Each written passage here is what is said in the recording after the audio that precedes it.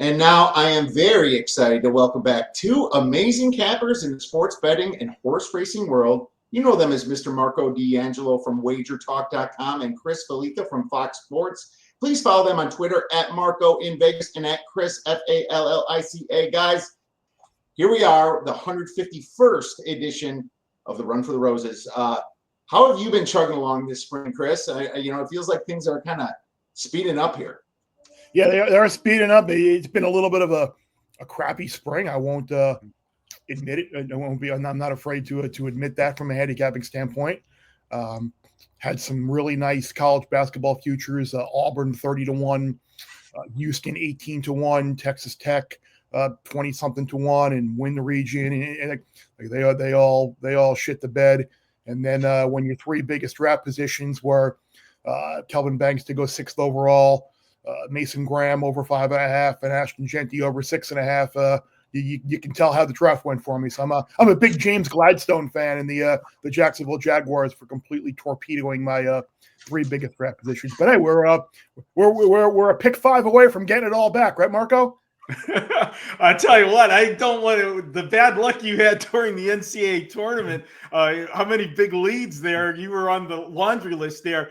If it is raining this weekend for the Derby and there's thunderstorms, please don't stand next to me, okay? Good for everybody. I'm not going to be there this week, so your health and security is good.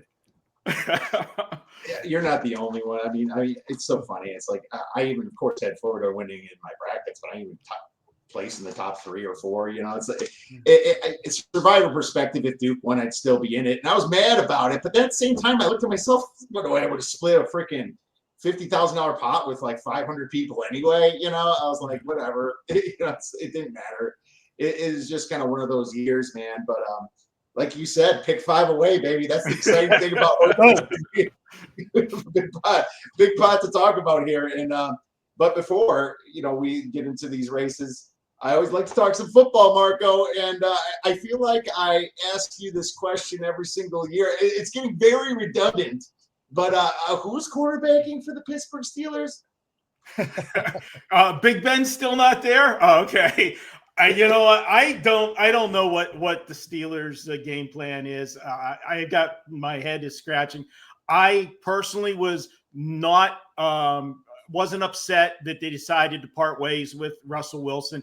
That was the right move, in my opinion. There, last year it was a no-brainer because we got him basically for the price of a ham sandwich. So you had to take that shot. I would have tried to keep Justin Fields and give him a shot. I thought he did enough in the 6 starts that he had to get a shot. They didn't do that. They brought back Mason Rudolph, which I've always been, okay with Mason Rudolph. I thought that he never really got a fair shake to try to, win the job once Ben left.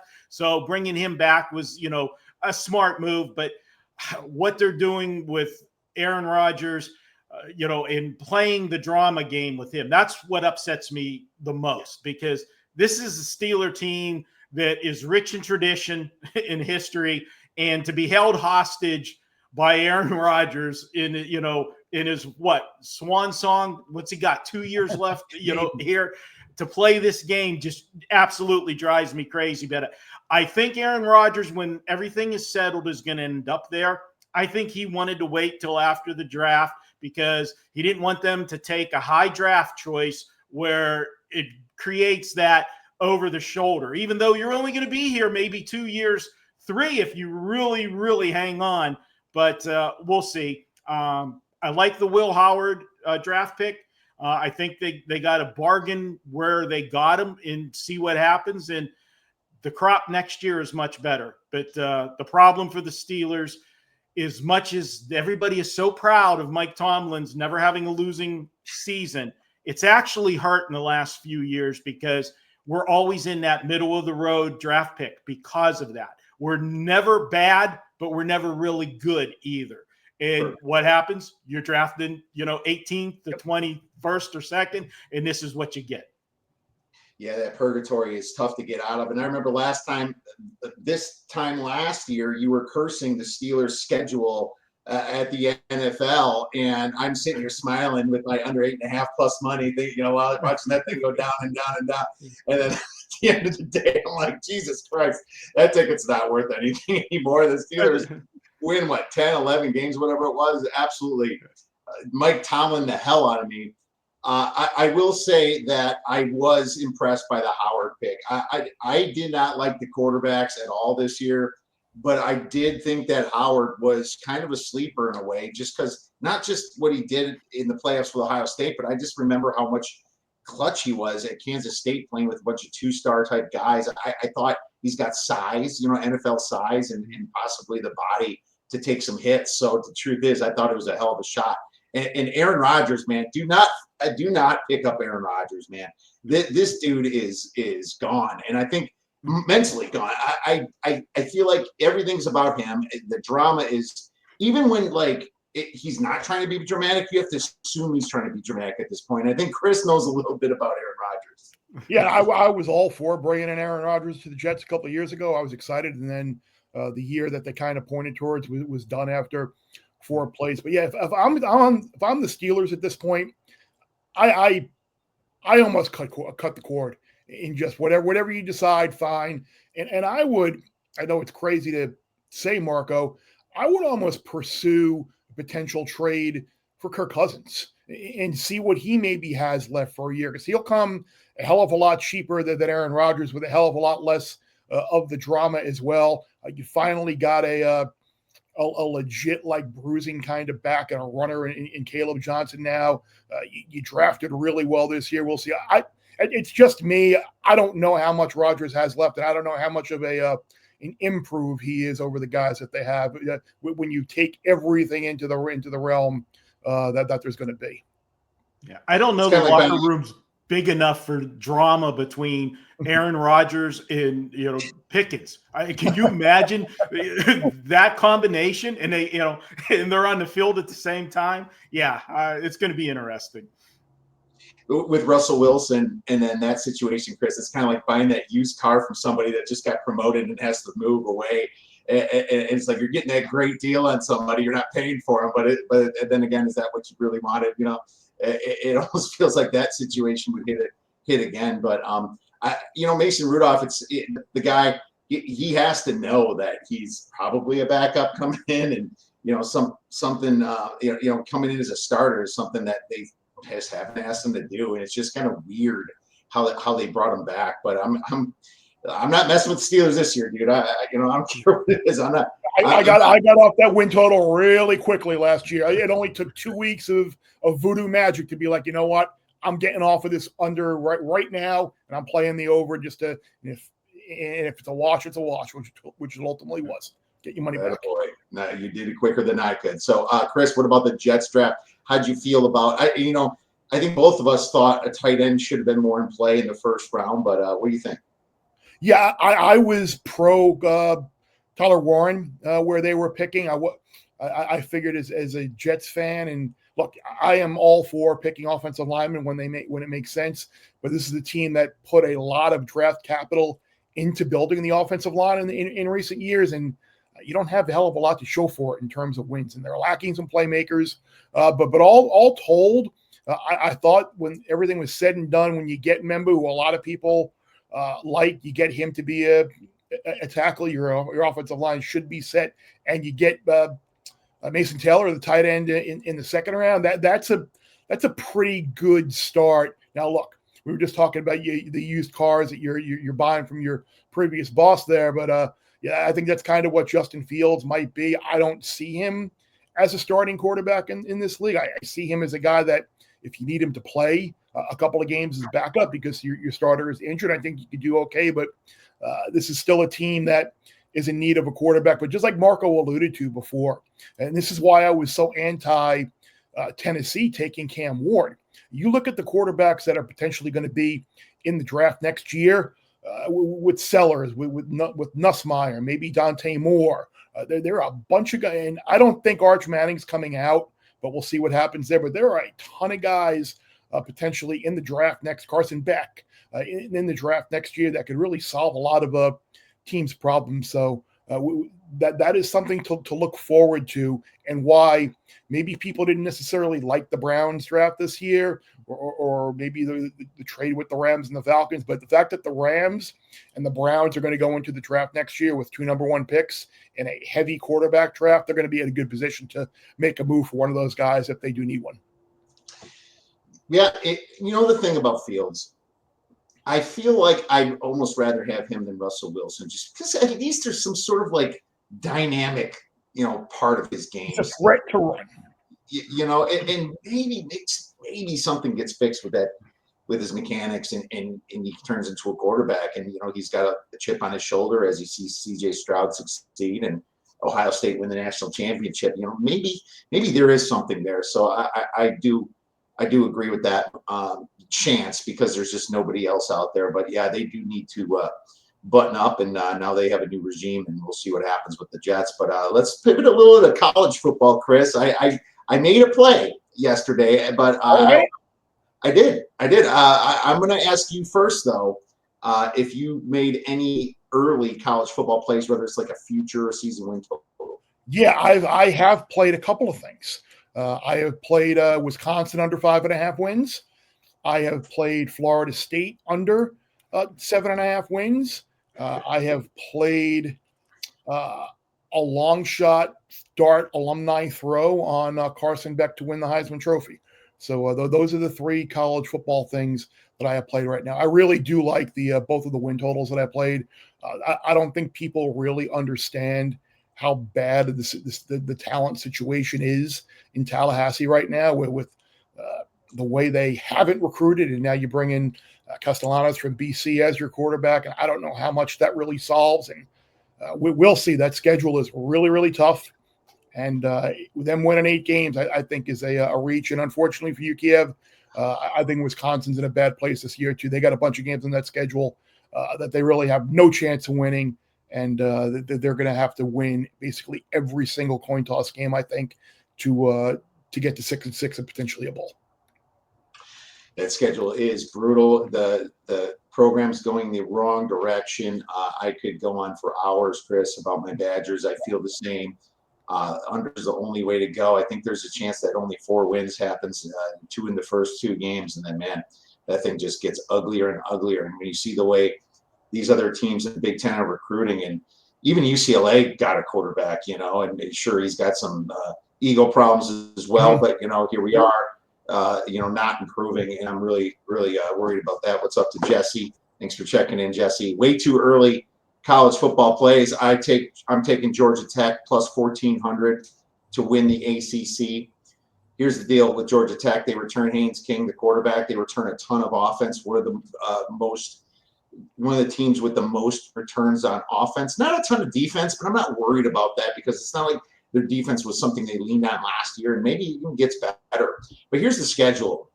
They get Clemson and Syracuse at home, Chris. Clemson and Syracuse at home, but they avoid SMU, Miami, Louisville, Florida State, and Bill Belichick's girlfriend. And that is one hell of an easy ACC schedule, and I just got to get them to the championship game. I love the 14-1 for Georgia Tech. Any thoughts on that one? Yeah, I do, and I'm curious to get Marco's opinion as well. That was, I think, a lot of people's school of thought with SMU last year, grabbing SMU 16-18 to 1 to win the ACC. You get to the championship game, and there they are in kind of a toss-up game with Clemson, and you can really lock in a nice profit. Right. I agree. Looking at the schedules, Kev, that's my bread and butter, is trying to, map out the schedules. But Bill Belichick's girlfriend, I don't know if I would keep. I like that on my schedule. Yeah, I was gonna say, it's not a bad thing, right? Depends which week it is, I guess. But it's a situation where I would think North Carolina has like a lot of excitement, and maybe you do want to play Florida State and North Carolina. It could be a situation, but just avoiding SMU, Louisville, who I highly respect in Miami, and the money they're throwing at everybody, I think is a massive win for them. The Clemson one will be tricky at home, but maybe they can get by Clemson. It's not like Dabo Sweeney's been really lighting it up there lately. Syracuse lost their quarterback, so it's a situation where I'm just trying to get them there. But I feel that like that number drops. You can get it 14-1 right now at FanDuel, and obviously whenever I do this, I take the season win total over for more money, because if I'm right on that, I got to be right on that. At least if I can't get one, the bigger payout one to the window, at least I can cash out on something that I was somewhat right on. And that's the thoughts. Marco, any too early plays for you in football, whether it be NFL? Not for me. I got too much going on at this time of the year to dig into it. And I actually was going to pose a question to Chris, you as well, Kiev. I think Marco froze for a second here. Yeah, well, while we're waiting on Marco to come back, I did play one NFL thing as well. I did play Murray Hampton, offensive rookie of the year. 16-1 was the number that I got, and you look at him being in that Chargers backfield now. He's going to get bulk of the carries. It's a coach that loves to run the football. It was good because I was able to utilize a little bit of a boost that I had on FanDuel. I was very fortunate. Got like 100% profit boost, limited to like $250 or whatever. But to have Hampton at like 32-1 now to the offensive rookie of the year is a pretty good pull. That's not a bad pull either. And I toyed around with Howard being offensive rookie of the year just because what if the Steelers don't get Aaron Rodgers? And that's going to be a pretty wide open quarterback competition. It's not going to be Genty running behind that offensive line. It's not. They're going to be behind in like every. That's not. If you're betting Ashton Genty at the price that he is right now to be offensive rookie of the year, you are absolutely throwing money away. Yeah, and it's not going to be any of the quarterbacks because the Titans are going to stink, and we don't. Who knows what's going to happen with Cam? Shador, who may not even start, probably won't right out of the gate. So I think there's an opportunity to look at a Hampton, maybe an RJ Harvey. Maybe a Quinshon Judkins. I think there are some opportunities with some of these running backs, and maybe if you want to go even a little bit further down the list and take a chance with someone like Emeka Ibuka, who's going to be in that Tampa Bay offense now, catching balls for Baker Mayfield. He's got a pretty good target on the other side with Evans and Godwin as well. So see how many balls there are to go around that Tampa offense. But I think if you're looking at some of these running backs or wide receivers down the board, I think you're probably doing this right. Yeah, that's very true. And Jesse wonders if Kirby lost control at Georgia. I think getting rid of that quarterback, maybe letting him walk, it could have fixed some of it. I'm going to say no, but what do you think, Chris? To what? I'm sorry. Did Kirby Smart lose control of Georgia because of all? No, not at all. No, he did not. Everything just kind of snowballed for them. Last year, losing some of the wide receivers that they had, offensive line injuries throughout the year, and then you lose Carson Beck in the SEC championship game, and I just get it right there. Sure, they love the kid that they brought in, but he wasn't ready to face a Notre Dame defense like that. I mean, there was a reason Notre Dame went favorite in the game, but we'll see how he plays this year. It's going to be interesting. Maybe they need to improve that quarterback position some, but he didn't lose control of that program, I don't think.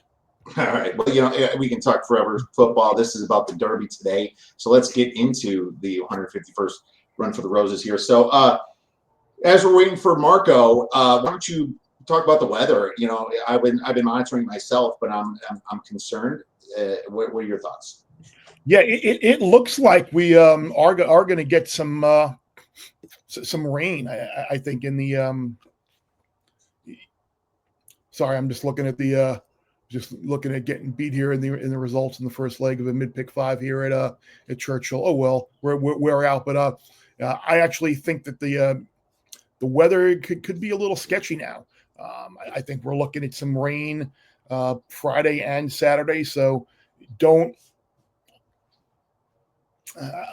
necessarily handicap for a sloppy track, because sometimes they have a way of making this track good or fast by the time the Derby rolls around on Saturday. But certainly keep in mind some of these horses that may have shown a liking for an off track, or maybe haven't run well on an off track. But I would kind of handicap the race right now for a bit of an off track, and then know which horses that you like or basically being moved up because of an off track, and which horses are fine either way. I kind of looked at that. I got the 2, the 5. I got Neoquos. Neoquios. Yeah, Neoquios. It's hard to say that name. I got him that did well in the mud. I got American Promise that did pretty well in the mud, whose number is really dropping lately. And there was one other that did pretty well. Was it Publisher? No. I think it was. Go ahead and tell me, Chris, if you know offhand a sloppy one. Maybe it was Cold Battle. Yeah, Cold Battle did a while ago, back in November, went on a sloppy track, I believe. Yeah, you mentioned 2 horses there that I would be a little bit careful of in betting right now. Cold Battle hasn't been to the track in a couple of days. There are questions around his health and form right now, so maybe he is not in as great shape as we would have hoped he would be coming into this race. And the same thing with American Promise. There are whispers that he might be a little sore, a little lame, and we'll see if he's been someone that a lot of people have mentioned this week as a potential dark horse sleeper type upsetter in this race. So he has taken a ton of early money in the Derby pool. So I'd be if you're expected to get a big price on him, you're probably not going to. And how these horses do over the next 24 hours, or not even 24 hours at this time, by Friday morning, it's going to have a big effect on the race. There's a horse on the also eligible list named Beza, who has a big chance if he gets in the race. So we'll see. Render Judgment was another horse that's choosing to run. Had a little procedure done on a quarter crack this morning, which is basically just gluing it shut. But they're going to run him, and whether the connections of Cold Battle and American Promise choose to do right by their horse or choose to run their horse in the Derby may have a big outcome in this race, because the 21 horse on the also eligible list, Baeza, is a real, or Beza. I hear it both ways, but if he gets in, he was second to Journalism out in the last prep race at Santa Anita, and he has a big shot. So keep a little bit of an open mind as you're looking to handicap this race, and keep an eye to the news wires over the remainder of the day and early tomorrow morning, because if they don't scratch by, I think it's 9 a.m. tomorrow morning, the field is set, and then maybe something goes wrong, and then they wind up scratching the day of the race, and they really wind up screwing John Sheriffs and those connections as well. So hopefully they'll have something figured out in the next by scratch time tomorrow. I mean, they should remove Owen Almighty right now and put Baeza in my opinion. It's funny. We were talking about this on Bear Bets the other day with Mike Joyce. Like Owen Almighty is a horse that I would strongly consider to bet last. I would strongly consider betting Citizen Bull to finish last. I think those two. I mean, Citizen Bull had a ridiculously quick workout the other day, and he's going to the front. Like, he has no choice but to go to the front from the rail, and he's all amped up. So when these odds come up with matchups and potential horses to finish last, he's someone you might want to target. Yeah, and Baez really pushed just journalism, and that was interesting. I rewatched all those prep races in preparation for this, and I find that, what sucks though here at Chris, it's when I went through this before I listened to Bear Bets, before I listened to everybody, I looked at American Promise as a sleeper at 30-1, yep. And I was like, did I just pick a public dog, man? Did I just fall on that because of the Virginia Derby looks so good, and that's usually a fast track? What do you think, man? It's like I had him in that race at the National Horse Players Championship. I had him that day at 8-1, and he won for fun. Like I was just going into there looking at that race. I'm like, it's not a great field. It's kind of a gyps new dirt surface there, and it's a race that Lucas is trying to punch his ticket to the Derby at 89, 90 years old. So and he ran huge. You look at his races at Oaklawn and the graded stakes races there against better competition. They weren't necessarily great, but I mean there are some people out there that I respect that made a case for him. I'm feeling a little bit on the fence with him right now, just because of how he ran. I mean, just the reports as to maybe he's not coming into top shape. But the other public horse in this race is the 17 horse Sandman. He's got the social influencer connections. When they go around like the NBC coverage always does, and they go to all the celebrities and around the track. And who's your pick for the Derby? You're going to get, I'm picking Sandman. They're going to do like the Enter Sandman or Mr. Sandman. Bring me all. He's going to be the biggest underlay on the board. And he did win the Arkansas Derby. He got a massive pace setup, and it completely collapsed. But I don't know. If Sandman wins, I lose. I felt in Marco's back. We're getting a little ahead of ourselves, but it's funny. And I was just talking about Marco, how I landed kind of on the public horse before I even listened to anybody yet. American Promise here, and I'm not sure if I'm going to get off him yet. I guess what Chris is saying about his workouts worries me a little bit, but we just talked about the weather, Marco, and it looks like it might be a little sloppy. Can you comment on that, and then tell us about the handle? How big of a handle you think we're going to get this year?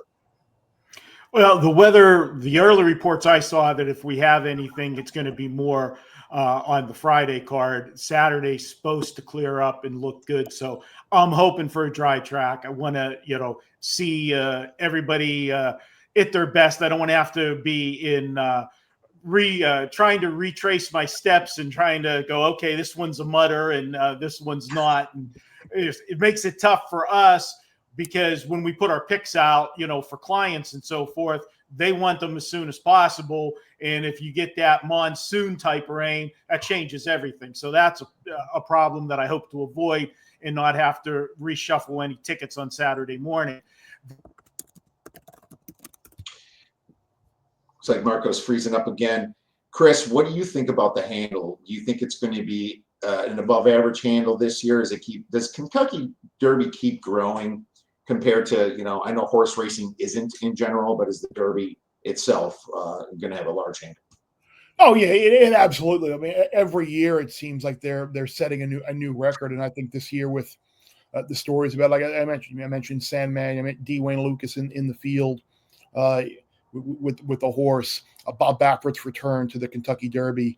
I think the handle will continue to grow each year. The attendance there, the adding seats to Churchill Downs, more and more people there equals more and more money, more and more people betting off track. Yeah, the handle will always continue to grow for these Triple Crown races. Okay, well, that's a good thing. And hopefully Marco is calling his internet provider right now. Let's get to the favorites then. What do you think about, journalism? It looks like he's kind of falling a little bit more towards 4-1 from some of the live stuff that I'm seeing, Chris. I mean, do you think that these favorites are priced correctly? Are they properly placed as favorites? Horse like Journalism, and obviously you can talk about Sovereignty and Sandman as well. Yeah, Journalism absolutely deserves to be the favorite. And I think this is very early on. No one is rushing to bet the favorite in the parimutuel pool 3 days before the race. So you're seeing the American Promises, the Sandmans, and all of the other price horses take money, which is kind of skew the pool. But Journalism deserves to be the favorite. He is the most likely winner of the race. If you're looking to punch holes in Journalism, I think you can point to the fact that he's run 5 races, and 4 of them have been against 5-horse fields, which means he's only had 4 opponents in 4 of those races. So he's going to have more opponents on Saturday than he has in 4 of his 5 lifetime starts combined. So that people view that as a negative coming from California in the short fields. Umberto Rispoli, the jockey, is someone who does not have a ton of Derby experience, and now you have a 20-horse field with a ton of noise and pageantry going on. How will he respond into that first turn? And looking to secure a good position, which he should be able to from post 8. But in terms of the horse itself, his running style from just off the pace fits what I think the winning profile of this race will be. He's run 2 of the 3 best figures in the race. I don't think he's a super, like last year with Fierceness. That horse was super vulnerable. He only knew one way to run, go to the front, and for to swallow the price that some people did on that horse was insanity. But I think the way this horse runs, the bloodlines and the fact that he's meant to go long, I'm gonna look past the fact that he's only had the short field experience. So I am on journalism, and this is where the psychology of all this comes in.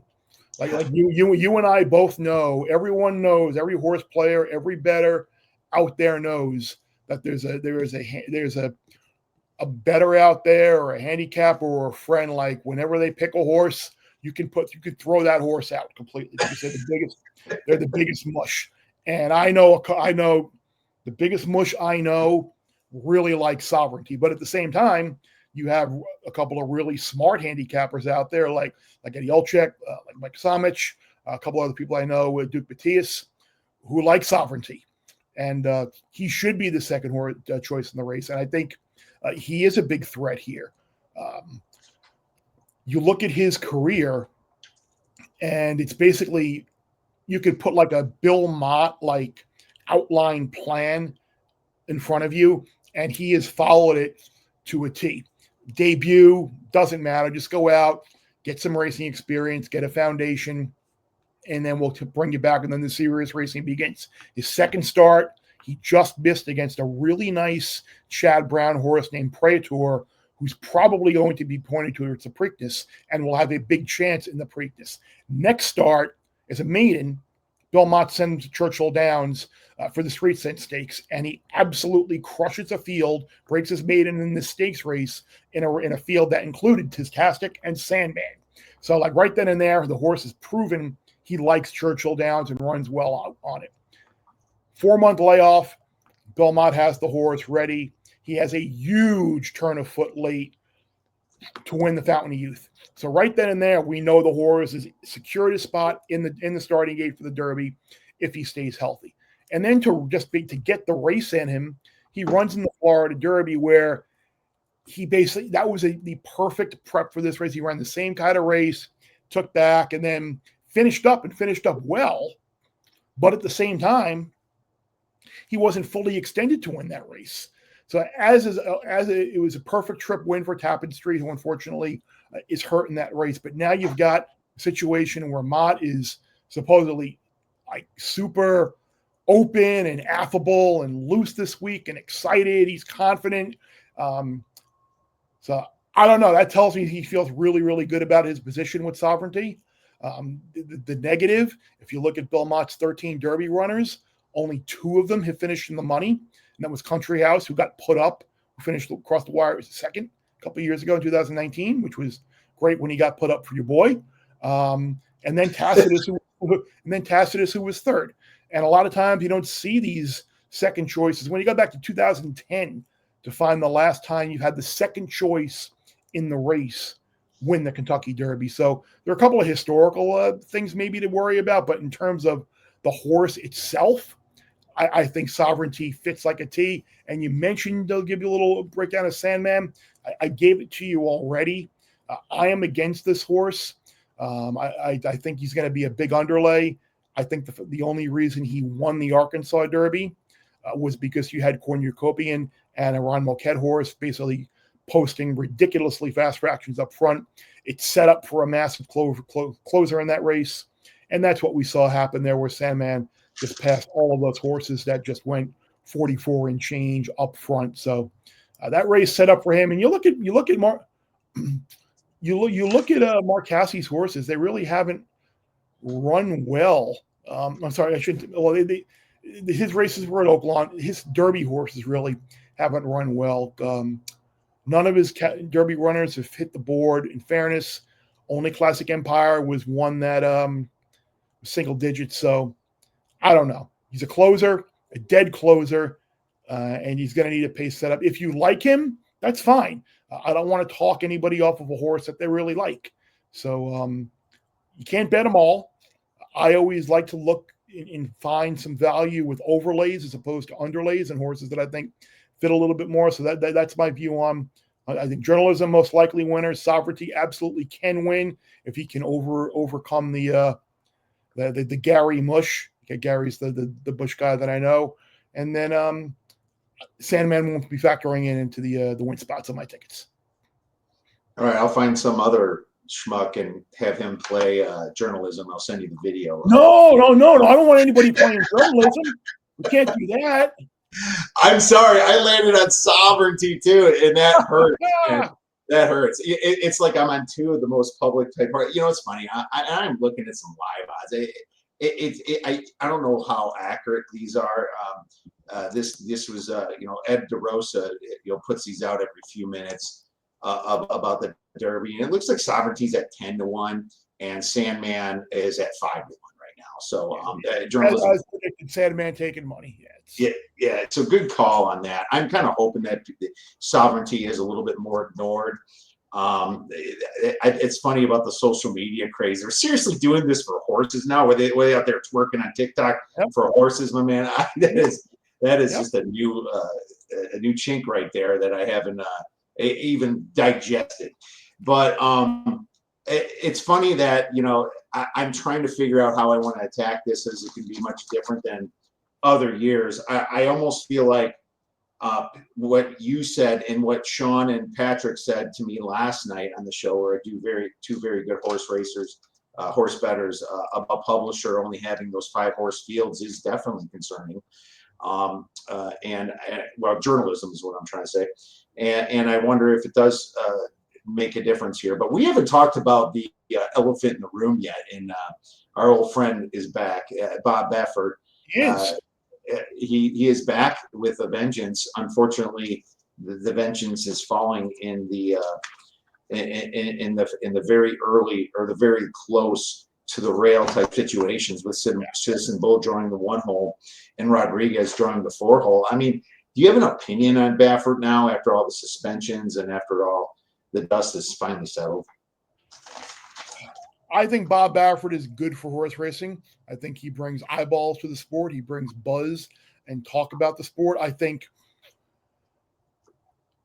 I'm trying to figure out the best way to say this. I guess you could say he was maybe treated a little unfairly, because there are certainly other trainers out there that have their drug history and their and medication violations that are a hell of a lot lengthier than Bob Baffert, that have received less punishment. So, but I think Baffert coming back, it certainly brings a good bit of intrigue around this race. And not only in the Derby is he live, I shouldn't say live, and we'll talk a little bit, but I think he's pretty live in the Oaks too, with a horse named Tenma, who is her second race off of a layoff. If you're looking to potentially beat Good Cheer, who I think will be tough to beat on Friday, I think Tenma is probably as good as a throw as any. But I think I mentioned Citizen Bull already in this, in terms of maybe being most likely to finish last in this race. I think it's something to look at. However, his other horse, Rodriguez, I think is a little bit interesting. And gosh, I wish Marco was here right now, because I'd love to get his thought on this, because a lot of times when you expect a ridiculously fast pace up front, sometimes it doesn't develop, because these jockeys, they read the racing form. They know who's in the race, and this kind of this little game of chicken where it's like, not it. I'm not going to do it. I'm not me.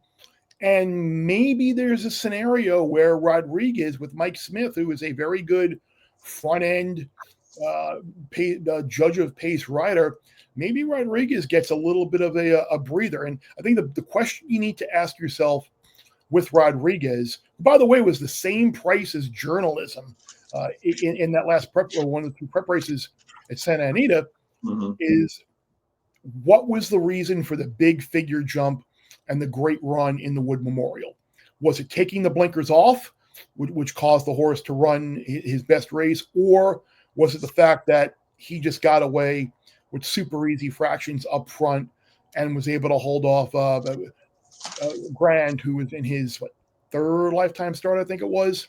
So you got to ask yourself that question. But like as a handicapper, I like trying to think of all of these other type scenarios where the group think is 40, 45 and change, 46 and change, whatever the opening half is going to be. And it's going to be suicidal up front, and all these horses are going to fade to last. I like thinking of the other type of scenario, like handicapping it in multiple different ways. Like, okay, what if this happens?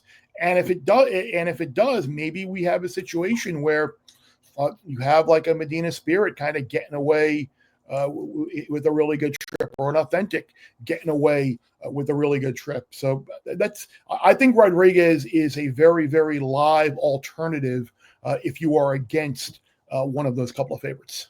Yeah, that's true. If it's a setup, kind of the way that it's going to run. Do you think these fractions are going to be fast coming out? And that's what I'm curious about. Team Bitcoin thinks that the shortest way is around the rail. Don't be so quick to dismiss this horse. I'm wondering if he's got that was it last year with Kiev with Mystic Dan. Brian Hernandez Jr. just caught that corner, shortest distance around, and that was why he won the race. Yeah, absolutely. And with the movement of the gate out a little bit, and that's been a little bit better for the one hole, although it's been since 1986 since a one hole horse won. So you have to wonder if Baffert's got this one, obviously pacing extremely fast, you get the lead, suicide fractions, and then maybe a closer comes in, maybe like a Rodriguez comes in, or maybe it's not even him. Maybe it's just set up. Maybe it's trying to be set up for him. I have to obviously think conspiracy a little bit in this situation. How fast are these fractions going to be? Yeah, I think again it depends on, like Marco was hinting at before with the weather. If we get sometimes when you get rain, you get a potentially an off track, you get a situation where they float the track and basically horses just kind of skip over a wet surface, and the track run actually plays it, and you get ridiculously fast fractions up front.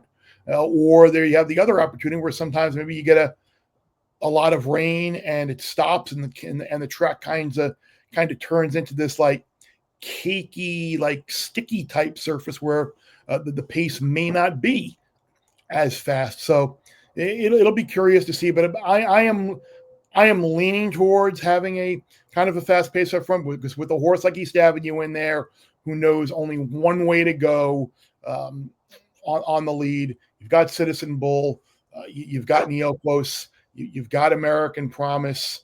I mean, there are horses in there. They say that they're not going to send Owen Almighty, but I mean that's basically why are you in the race if you're not going to give that horse from there, especially from there.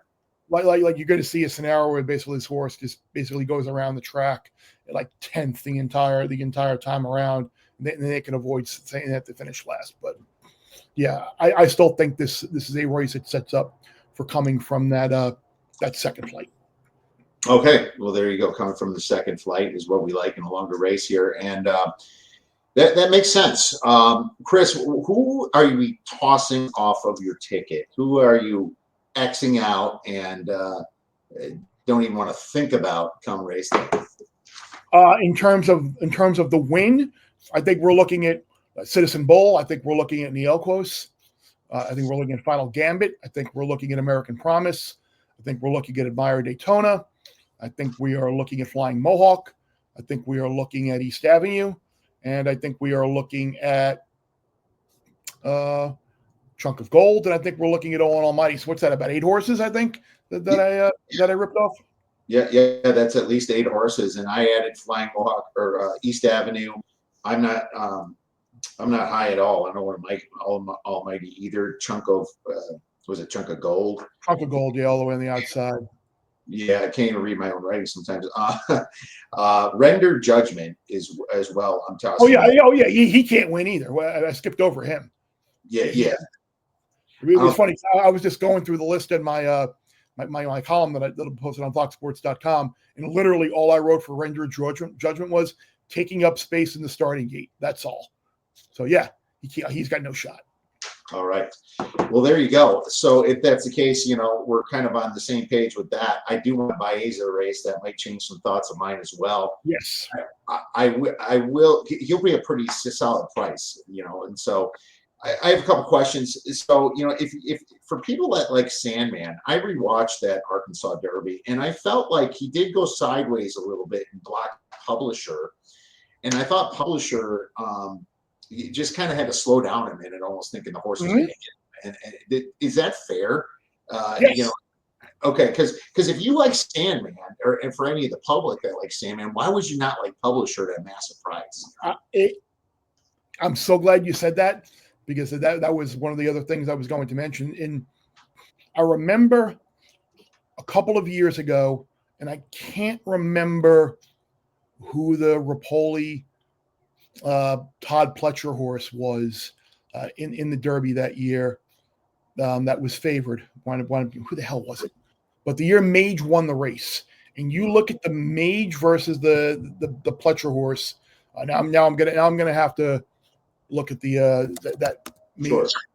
While we're talking here. Mage. You can look it up, and Marco likes his sleepers are Publisher and number 3 Final Gambit. So I'm guessing there's some closers there for Marco. That's what he normally over the years, likes to look at here.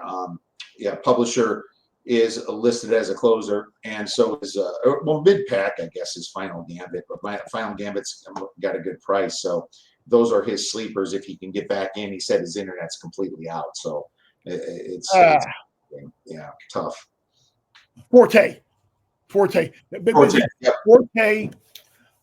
was the Derby favorite in 2023, and he ran a great race against Mage ran a great race against Forte in the 2023 Derby, or 2020 Florida Derby, and Forte was like 5-2 on the morning line, and Mage was like 15, 16, 20-1. And I'm like, if you like Forte, how the hell don't you like Mage at 5 times the price? Mm-hmm. And it's the same thing here. If you like Sandman, 6-1 or whatever he's going to be, how can't you take Publisher or use Publisher at 5 times the price? And you looked at the race, you watched the race coming out of the race. There's an excuse for Publisher in that race to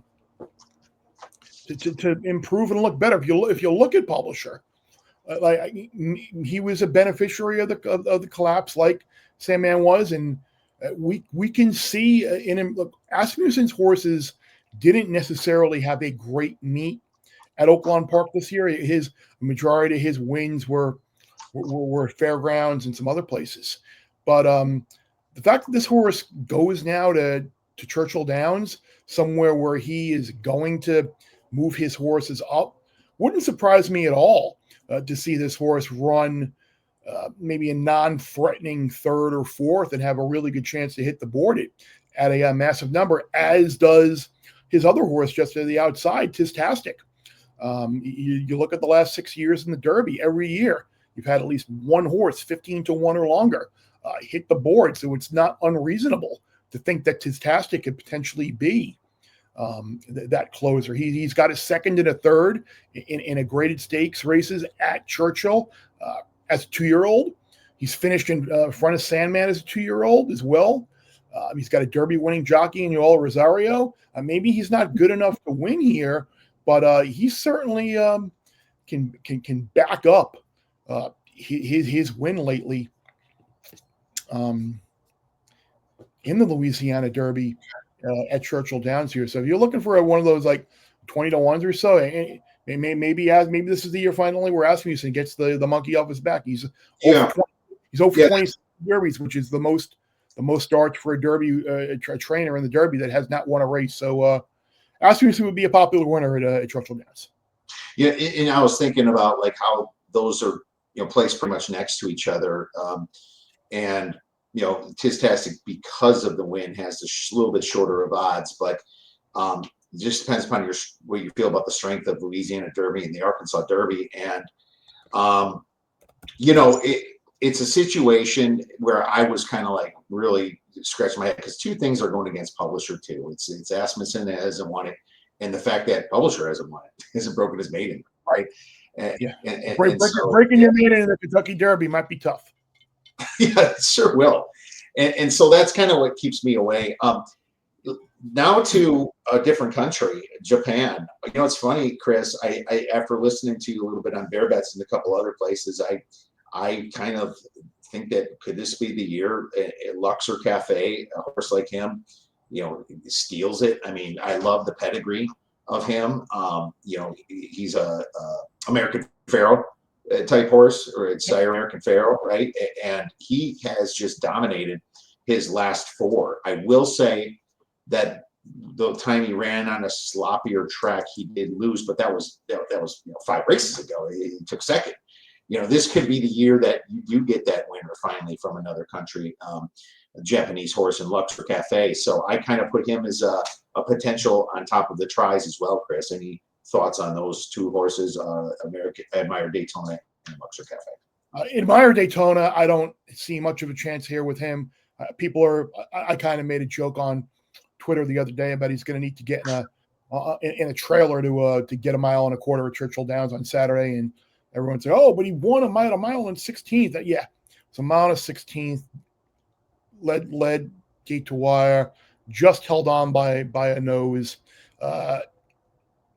in the UAE Derby overseas. This is a completely different ball of wax. That his sire Dreyfang was primarily a sprinter, 7 furlongs. I think a mile and a quarter is going to be a little bit out of this horse's scope. However, Luxor Cafe, like you alluded to, what we were talking about on the pod, is someone that does interest me. I was against Forever Young last year, and thank God Mr. Dan won that photo, because he was one of those, if he wins, I lose, and Forever Young ran huge. And remember, there was a lot of talk last year before the Derby about Forever Young's workout. Oh, and it was slow and didn't look good. And what are they doing? Does he like this surface? And a lot of people discarded him because of that. And I think there's a little bit of that going on right now with Luxor Cafe. The way he worked the other way, looked like jockey was fighting him, was kind of choppy, wasn't very fast. But the thing that I took out of that, I mean, in Mike Joyce, I'm not to plug Bear Bets Pod, but go back and listen to the pod, and especially what Mike Joyce was talking about with the way a lot of these Japanese trainers train their horses, completely unorthodox, and they get results. I am wondering here if the way this horse worked out, that was the design of the work to get him to take back and come with the one big massive run to finish up, anticipating the fast pace in this race. We don't know what he's been facing in Japan, but we know he's won his last 4. We know he's going to have anticipated what I think is the right profile running style for a winner. And I mentioned about how you've had at least 15 to 1 shot or worse hitting the board. But if you look at the Derby winners, the last you had that run where you had 6 straight winning favorites here, where you had Justify and American Pharaoh winning the Triple Crown in that span. But you look at the last official winners of the Derby. We're fudging it a little bit because Mandaloon did win. He did get put up, and unfortunately, I didn't get paid on Mandaloon financially, but he did get put up. Medina Spirit was still a price in that race, though. You've had the 7th choice, the 8th choice, the longest shot in the board, 8th choice, 3rd choice, and 18th choice. None of them were shorter than 8-1. 5 were at least 15-1. So the way to go here is, if you're on the fence with the long shot, at the very least, I mean, you don't need to put him in your tries and exactas if you're on a lesser budget and you're not looking to spend a ton of money in the race. But there's nothing wrong with putting $5 or $10 across the board on Luxor Cafe at 15-1, and if he wins, you get potentially a $30 mutual. Yeah, I feel like Luxor Cafe is the boomer bust. It feels like a win or completely could be lost with the other horses. Team Bitcoin points out Luxor Cafe tends is the American Pharoah Prodigy, tends to run better on turf, never ran a great stakes race. And I'm wondering why he didn't run the UAE Derby, I'm not sure. I didn't research that. I know that Ed Meyer Daytona did, but is there know if there's a reason why they probably just wanted to keep him in? My guess is they probably just wanted to keep him in Japan. If you look at the form right now, the stakes he ran in Japan, I'm just going to call it the FU stakes, being it's the Fukuyuru stakes. Looks like I'm going to call it the FU stakes. That was on March 29th, and UAE Derby was a week later, April 5th. So my guess is they just figured out the spacing and didn't want to travel to the Middle East and then either ship back to Japan and then ship to Louisville, or travel from Japan to the Middle East and then ship to Louisville. So probably do a little reading on that as well. But that's an interesting point from Team Bitcoin there with the and I think he had another tweet in there too about potentially saying that East Avenue was looking to work, being taken back and working outside of a horse. Yeah. But I don't know. I think that's a great plan for Brendan Walsh. I think this horse is just so headstrong. You look at the only 3 races he's even run well were the 3 races where he just went to the front and took him as long as he could. The couple of times that he didn't break, the Risen Star when he just ran terribly, and the Breeders' Cup Juvenile where he just didn't have a good start and was never ready. You can really kind of throw that one away. But I'm concerned that if this horse doesn't go to the front, the result is probably going to be the same, that he can't win. So maybe it saves him from being completely up the track, and maybe it is a learning experience, and they're just trying to not have him be a target. I can appreciate that, but I'm a little skeptical of East Avenue, who I did like, by the way, in the Breeders' Cup Juvenile that week in Del Mar, and ultimately didn't win.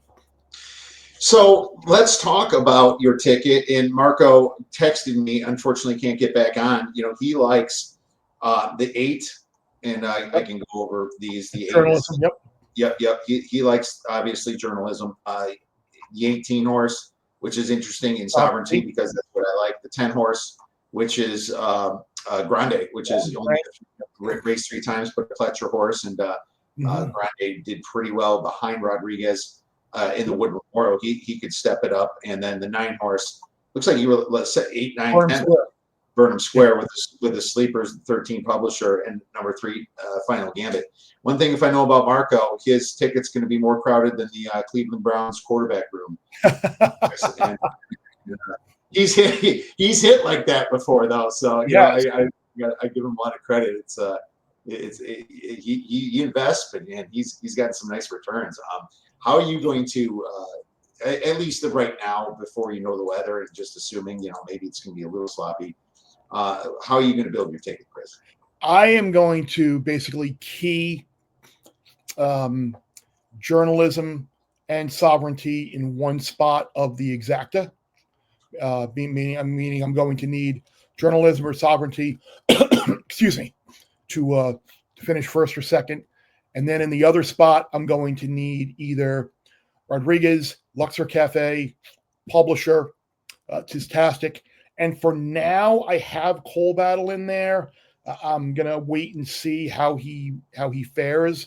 And maybe by the time Saturday rolls around, I'll have Baeza instead of Coal Battle in there. So basically, the two favorites in one spot in the exacta, and those other 4 in the other spot in the exacta. And then I'm going to play a trifecta as well, keying journalism first and second with those same horses in there as well, 4, 7, 13, 14, 16, 18 in one spot, and then 4, 5, 7, 9, 10, 13, 14, 16, 17, 18. So it's that's a $45 bet for $1 if you put journalism first, and then second, I'm going to do another trifecta with 4, 7, 16, 18 first, and then journalism second, and then those same horses last 4, 5, 7, 9, 10, 13, 14, 16, 17, 18. That's $36 for $1. So if journalism runs first or second, I feel pretty good about my chances of cashing at least an exacta in this race. And I'll have a little bit of just kind of pizza money. Like I said, there are worse things you can do than taking a 12, 15 to 1 shot across the board here. So I'm just going to play a little win place on Rodriguez, Luxor Cafe, and maybe Cole Battle if we get good reports from Lonnie Bradley and those connections, just to win place. Yeah, it's funny. I'm planning on. I mean, if journalism doesn't, 4-1 is more interesting to me. I'm curious. My guess is that means we might get 7-2 come Derby Day, which would be great. Yeah, it would. It would for journalism. And my plan initially when he was 3-1 is to use him in a few exactas, a couple larger ones, to try to save, but not have him at the top of my tries. I mean, I want my trifectas to make a vacation out of it, right? I want to be like Chris and visit Turks and Caicos maybe in a year or two or something. That'd be fun. I do have some plan though, so I have some big vacations planned. What do you got going on? Because we're going away in 10 days. Where are you headed? Puerto Vallarta in January, and I've never been there. I love deep sea fishing, and that's when you can catch marlin. Is a place. Oh, very nice. Yeah, so that's a plan for me when I turn the big 5-0, and we'll have some college buddies probably, hopefully join me. But we're gonna try to have a good time in Puerto Vallarta, and the golf's nice too because there's some really nice courses there. So I'm gonna try to pack it up and hopefully not destroy it. Not divot up their course, but that's one of the plans. I always go to San Diego over fall break for the kids because it's a 5.5 hour drive, so that's one. Flying up to Wisconsin on July 3rd for about 10 to 14 days. I think it's like 12 days is what we're doing right before the 4th. It's beautiful up there in northern Wisconsin, and we get the lake house through my parents and aunts and uncles bought it in 1971. It's that cottage type situation, but you spend most of your time up north or outside and on the patio, and fishing poles always in the water, and kids swimming, jumping off the raft, a few boats. That's the life, man. I love. Yeah, no, that's good. Yeah, we're we're gonna figure out our February again. Maybe we'll switch it up from Turks and Caicos this year. We'll see. It's getting a little. It's getting a little. I don't want to say jump the shark, but it's getting very crowded. There's a Ritz-Carlton there now, and we've noticed a lot more traffic at the airport, a lot more people on the island, and I think by next year there's going to be a St. Regis that opens up as well. So the little beach that was is no longer the little secret beach that was, and it's still great, and we love it. But maybe we'll take a year off. But we're doing Prague, Vienna, and Budapest. In 10 days, which we just kind of fly to Prague and then train to Vienna and then train to Budapest. So we're looking forward to that. Absolutely. I'll be watching the Preakness from we'll be watching the Preakness from Vienna.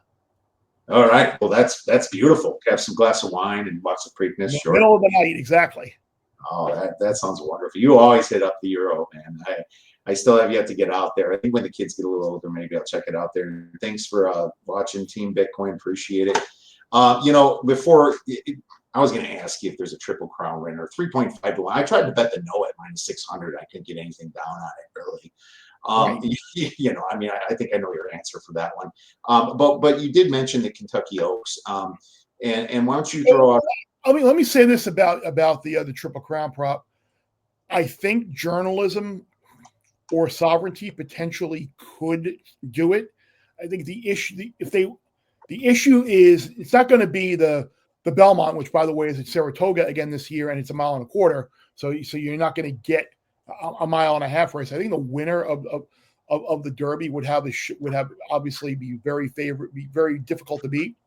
In the Belmont up at Saratoga. The issue is going to be the Preakness.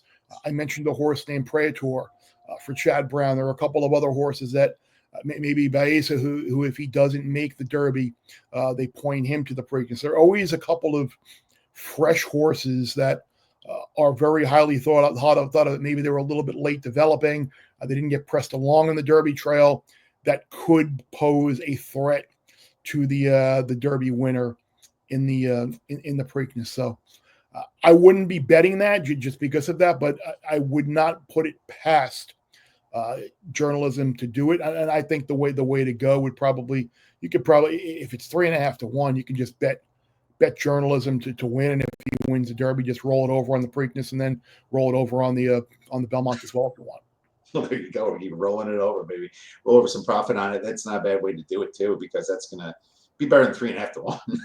I'm sure it wouldn't terrible odds, but I think I had that. So Kentucky Oaks, good cheer. Obviously, he's probably going to go off at 4 to 5 or something by the time that happens. It's I don't know if good cheer is going to be 4 to 5. I don't think she'll be odds on. I think she'll be north of even money, because I think there are a lot of people who are skeptical of her. They see the undefeated record, but they don't see ridiculously fast buyers.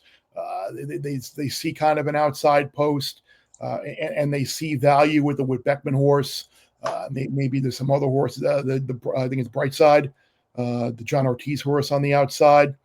There are a couple of ways to go in there, I think, that are attractive to people. I am going to be very judicial in how I attempt to potentially beat good cheer if I try to do so at all. I'm going to key good cheer first and second in my exactas. I'm going to use the number 1 horse early on, who ran really too good to lose at Aqueduct last time out. Safi Joseph has her running well.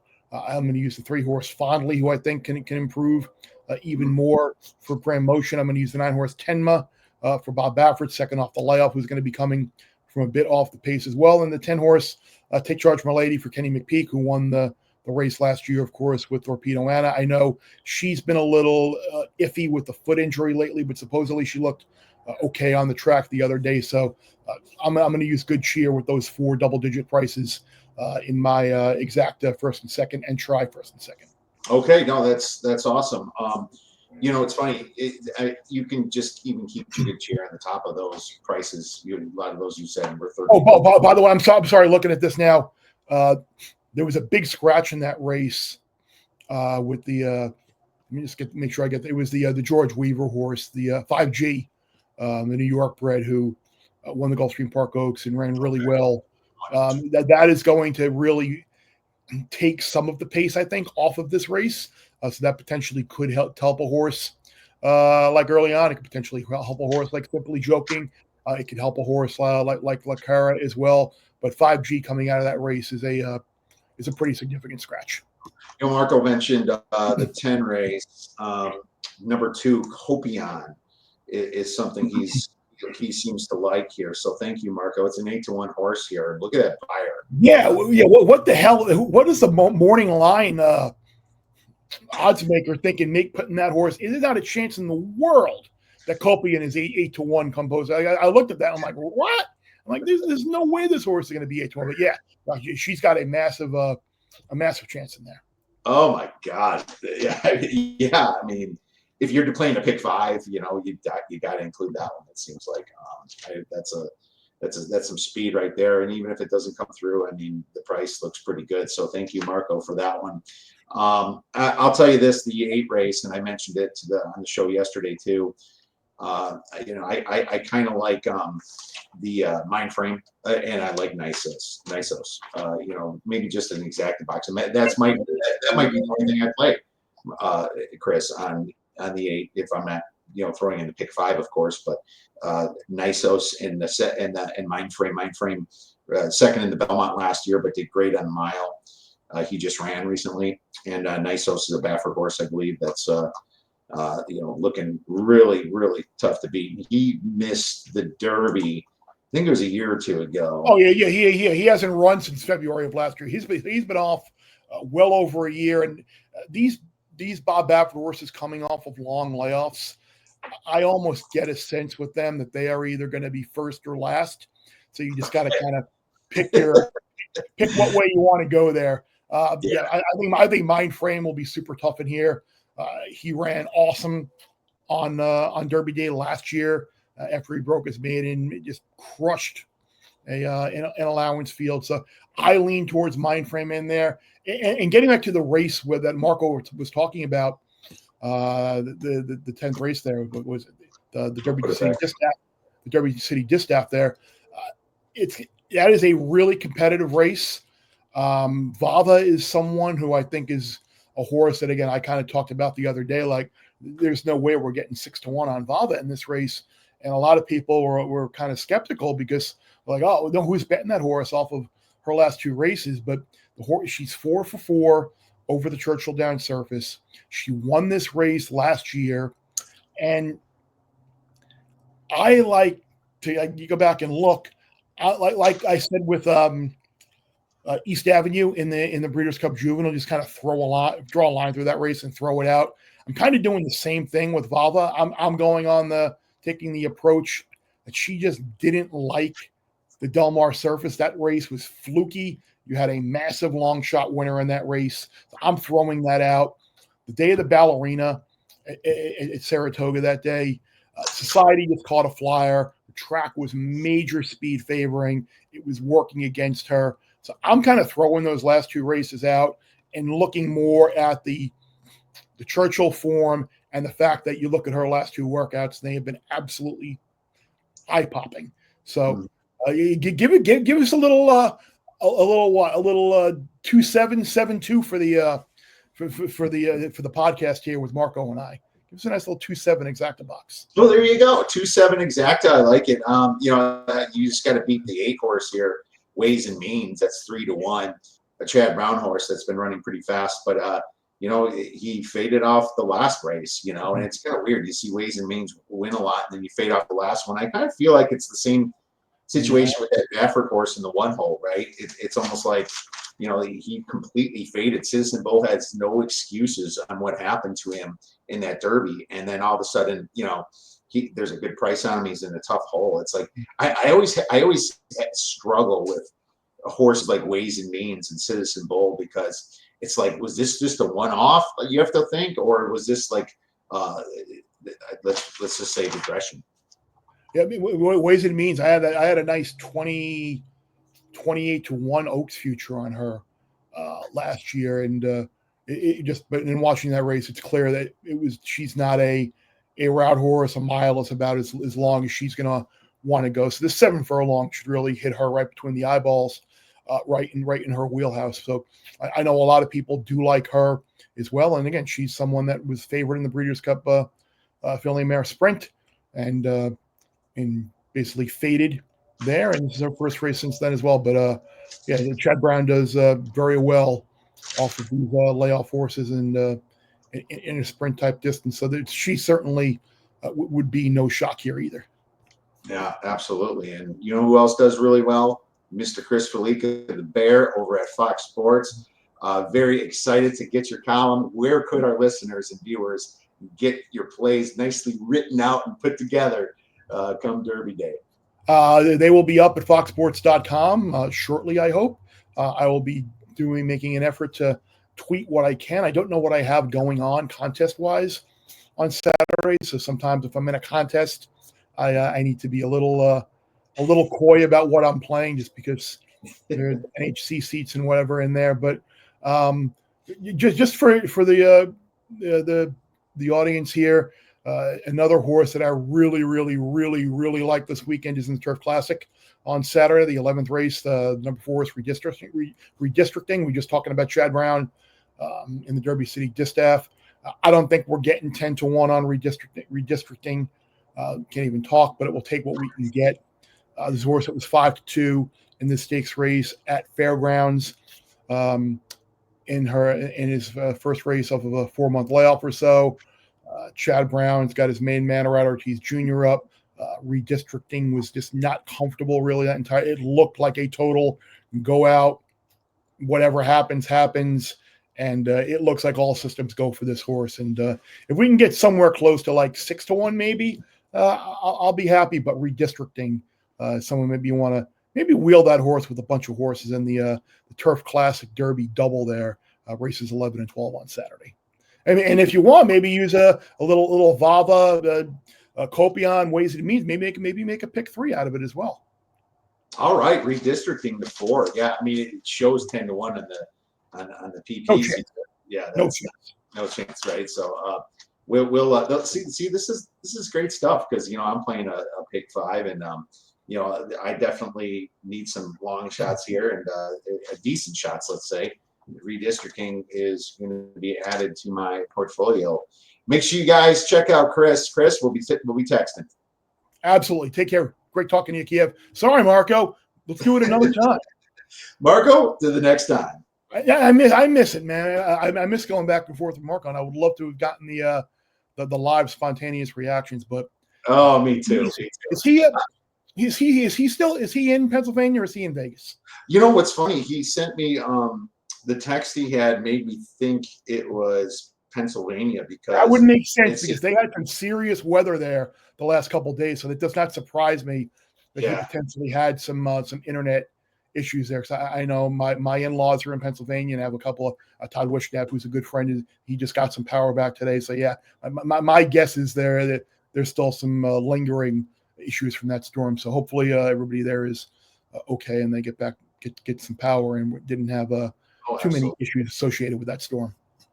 The good thing about Pennsylvania is that just hit the Cubs plus 125 against Skeens. So very good. Yeah, I'm going to have to look at some of the NL Cy Young markets because I think Paul Skeens at 2-1 plus 200, whatever he is. That's a really short price for a guy who.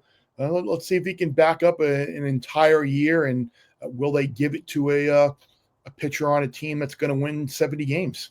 Imanaga's 50-1. I threw a tiny bite on that. I don't think he's got the strikeouts to do it, but you never know what can happen. He went through the Cubs went through one of the toughest freaking Aprils around, playing the Dodgers multiple times, playing the Padres. They had a really tough schedule, and I'm thinking it eases up. I was trying to find the prop on most wins in May, and I was looking at the Cubs. I couldn't find it, but it's just how it is. Yeah, DraftKings. Caesars William Hill had it up, which was great. Circa had it up, and then I noticed DraftKings had it